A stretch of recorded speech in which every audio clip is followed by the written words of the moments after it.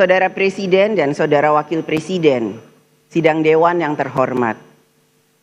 Pembukaan masa sidang ini menandai dimulainya tahun kedua masa bakti DPR RI periode tahun 2024-2029. Sepanjang masa sidang tahun pertama, kita dihadapkan pada persoalan-persoalan mendasar dan tantangan strategis yang akan menentukan arah dan kualitas pembangunan Indonesia ke depan. Permasalahan dan tantangan yang harus kita selesaikan bukanlah pekerjaan administratif, melainkan pekerjaan rumah yang menyangkut hal-hal paling mendasar dalam kehidupan bernegara, keadilan sosial, kesejahteraan rakyat, pemerataan pembangunan, dan penguatan kedaulatan nasional. Setiap pemerintahan akan membawa pendekatan yang berbeda dengan cara pikir, cara kerja, dan cara memimpin yang berbeda.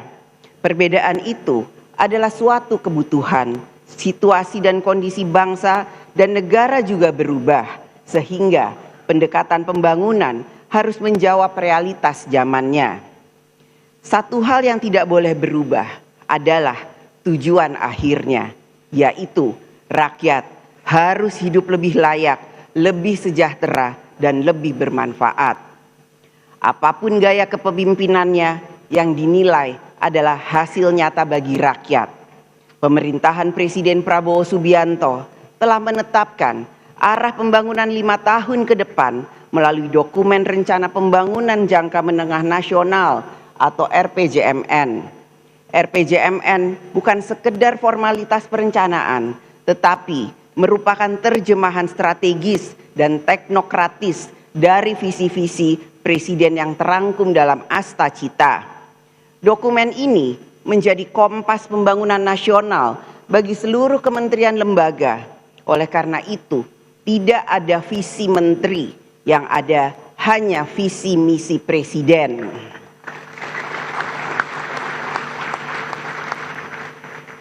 Pembangunan bukanlah proses yang instan. Tidak semua hasil pembangunan dapat dirasakan seketika.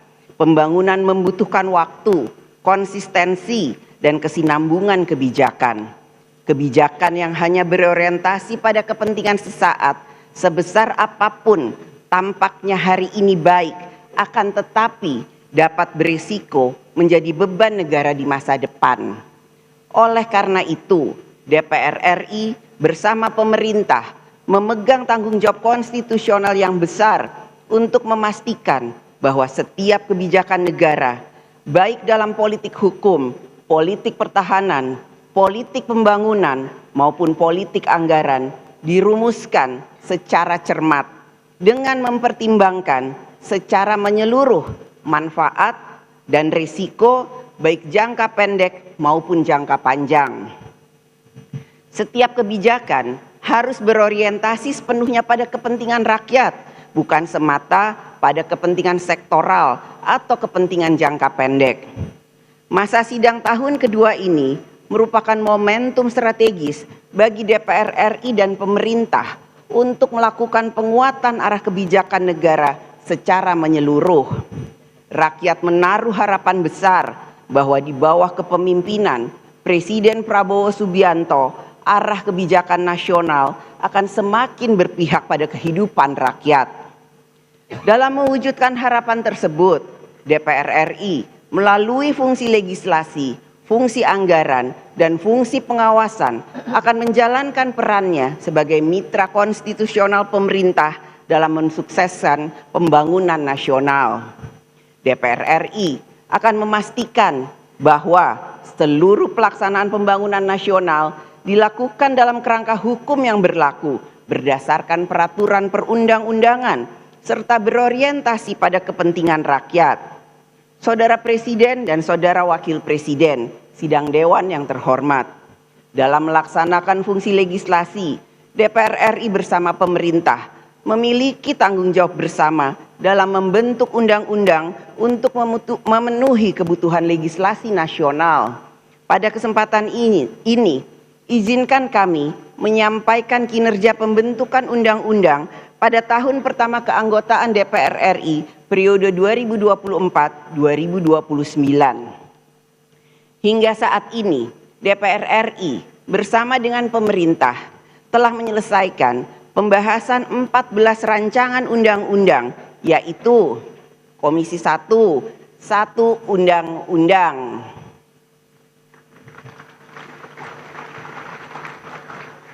Komisi 2, 10 undang-undang.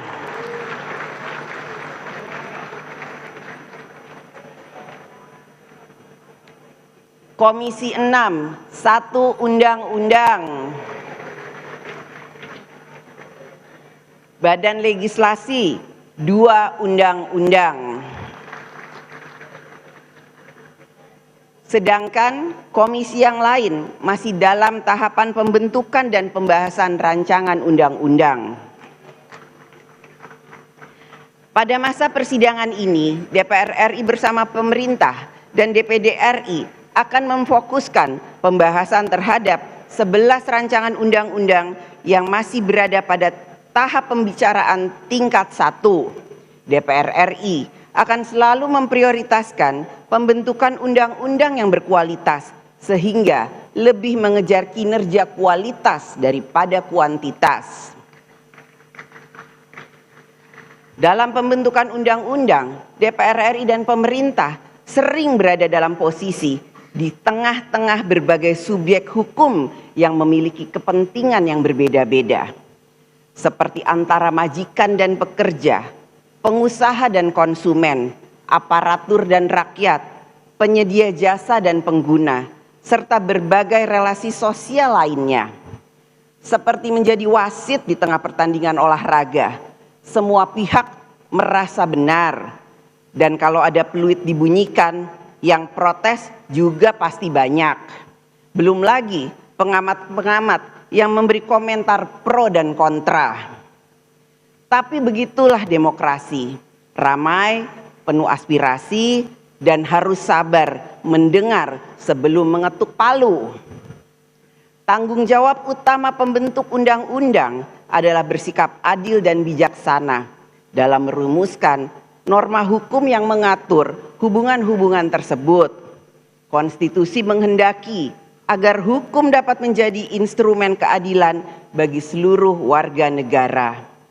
Untuk itulah, dalam setiap proses pembentukan undang-undang, partisipasi masyarakat yang bermakna atau meaningful participation merupakan syarat yang sangat penting. Partisipasi ini adalah wujud kedaulatan rakyat. Dengan mendengar, menimbang, dan memperhatikan seluruh aspirasi masyarakat, produk hukum yang dihasilkan akan memiliki legitimasi keadilan dan penerimaan publik yang lebih kuat. Saudara Presiden dan Saudara Wakil Presiden, sidang Dewan yang terhormat, fungsi pengawasan DPR RI diarahkan untuk meningkatkan kinerja pemerintah dalam menangani urusan rakyat dan dalam menjalankan undang-undang. DPR RI memberikan perhatian yang besar terkait permasalahan yang menjadi perhatian rakyat, yaitu antara lain: 1. Penanganan dan penyelesaian masalah pemblokiran rekening dorman oleh PPATK. 2. Rencana penertiban kawasan dan tanah terlantar oleh negara. 3. Pelaksanaan program sekolah rakyat. 4. Evaluasi pelaksanaan program makan bergizi gratis. 5. Tata kelola pemberian tunjangan jabatan fungsional tertentu di kementerian lembaga dan di daerah. 6. Rencana perubahan pola penyaluran bantuan sosial dari seumur hidup menjadi 5 tahun. 7. Perlindungan data pribadi warga negara Indonesia sebagai bagian kesepakatan tarif dagang. 8. Pelaksanaan putusan MK tentang pendidikan gratis SD dan SMP. 9.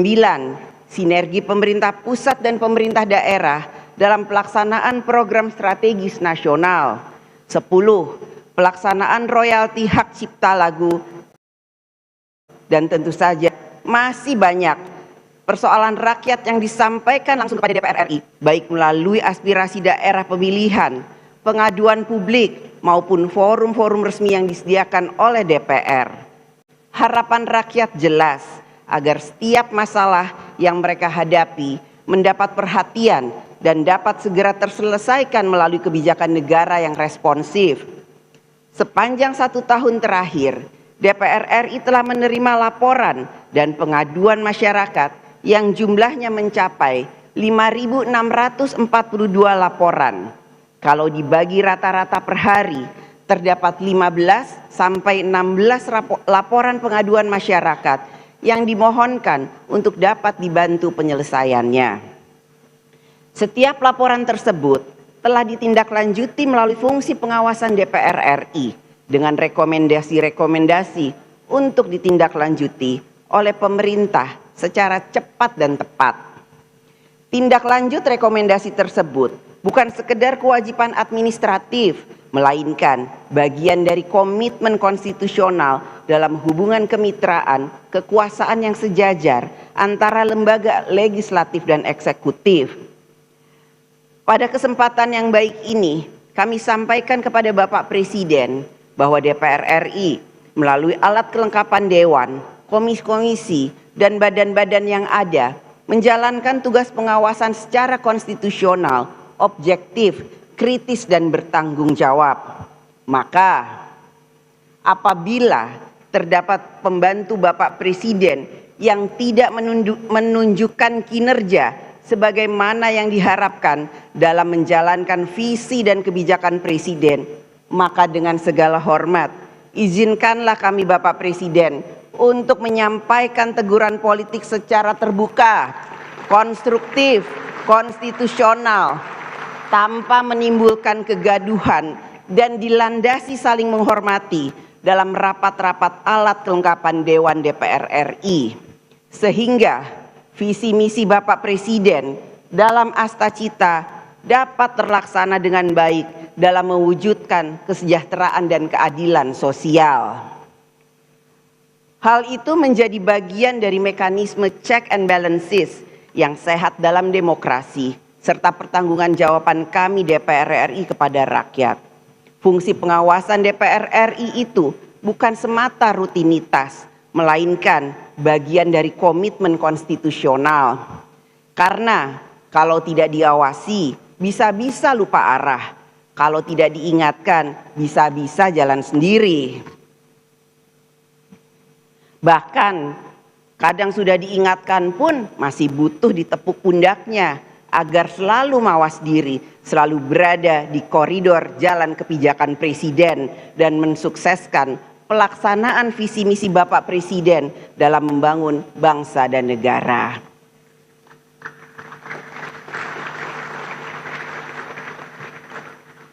DPR RI juga turut menjalankan peran diplomasi parlemen sebagai bagian dari upaya untuk memperkuat pelaksanaan kebijakan politik luar negeri Indonesia. Melalui instrumen diplomasi parlemen, DPR RI membangun komunikasi strategis dan kerjasama yang konstruktif dengan berbagai parlemen di dunia. Peran ini sekaligus menegaskan posisi strategis DPR RI yang tidak hanya bertindak sebagai representasi rakyat dalam kehidupan berbangsa dan bernegara di dalam negeri, tetapi juga sebagai wakil rakyat Indonesia dalam forum-forum global.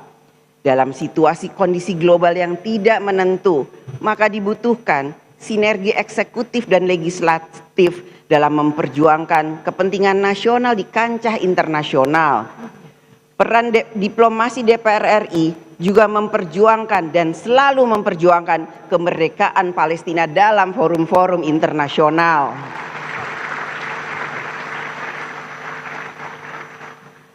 Saudara Presiden dan Saudara Wakil Presiden sidang Dewan yang terhormat, agenda kedua pada sidang hari ini adalah pidato Presiden Republik Indonesia dalam penyampaian keterangan pemerintah atas rancangan undang-undang tentang anggaran pendapatan dan belanja negara APBN tahun anggaran 2026 beserta nota keuangannya. Dampak dari pusaran kondisi dan situasi global yang tidak menentu adalah pada gerak perekonomian global yang melambat, distribusi komoditas strategis juga terganggu, dan rantai pasok industri juga dapat terpengaruh, yang pada akhirnya ikut mempengaruhi kondisi moneter, fiskal, sektor real nasional, dan pendapatan masyarakat di Indonesia. Penyusunan rancangan Undang-Undang APBN tahun anggaran 2026 diharapkan telah mempertimbangkan berbagai faktor global tersebut dalam kebijakan fiskal tahun 2026. APBN sebagai instrumen yang sangat penting dalam menjaga stabilitas ekonomi nasional, menopang daya beli masyarakat, memenuhi kebutuhan dasar rakyat, dan menjalankan pembangunan di segala bidang, selalu memiliki ruang fiskal yang terbatas. Kebutuhan belanja negara yang untuk pembangunan akan selalu lebih besar dibandingkan dengan kemampuan pendapatan negara. Oleh karena itu, dalam keterbatasan ruang fiskal dan ruang defisit yang ketat, maka pemerintah harus dapat menetapkan prioritas belanja serta menjalankan kebijakan belanja yang efektif dan efisien. Selama 1 tahun terakhir, pemerintah telah melakukan sejumlah upaya untuk mengkonsolidasikan program kementerian lembaga, termaksud melakukan efisiensi anggaran kementerian lembaga. Bapak Presiden yang terhormat, mengenai efisiensi belanja tahun 2025, Kementerian lembaga selalu curhat atau selalu menceritakan curahan hatinya ke komisi-komisi yang menjadi mitra kerjanya. Curhat masalah cinta segitiga juga Bapak Presiden, terkait dengan program prioritas, tambahan anggaran, dan juga bagaimana kebijakan efisiensi yang sedang berlanjut atau berlangsung. Namun, cinta segitiga itu tidak harus berakhir dengan patah hati, karena semua pihak dapat saling memahami kepentingan dan menempatkan kepentingan rakyat di atas segalanya.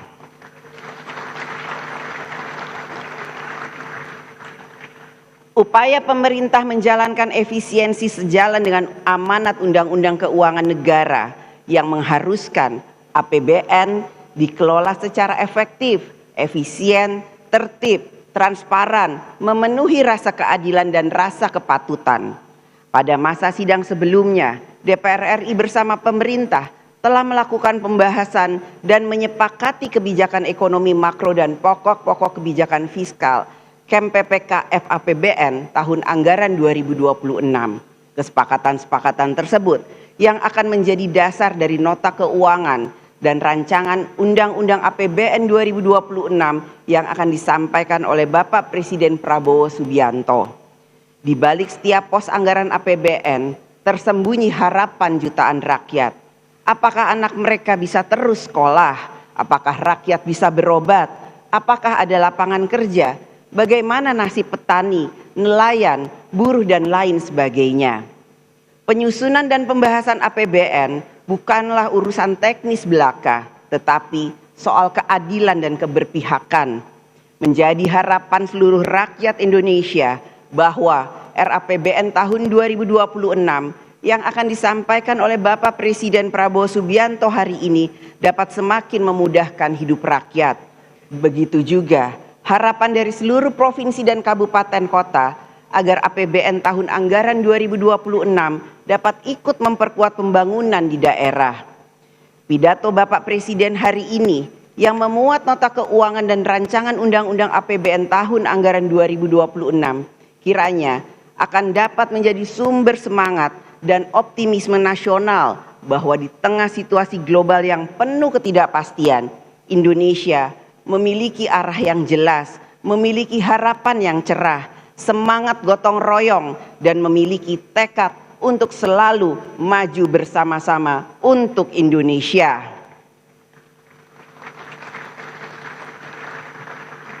Sidang Dewan yang terhormat, dengan mengucapkan Bismillahirrohmanirrohim atas nama pimpinan DPR RI, dengan ini saya mengumumkan kepada seluruh rakyat Indonesia bahwa masa persidangan 1 DPR RI tahun sidang 2025-2026 akan dimulai sejak hari ini, Jumat 15 Agustus 2025 sampai dengan Kamis 2 Oktober 2025. Marilah kita, DPR RI, pada masa persidangan ini dapat menghasilkan kebijakan-kebijakan negara yang dapat melindungi rakyat, mensejahterakan rakyat, mencerdaskan rakyat, dan ikut serta dalam membangun tatanan dunia yang lebih baik.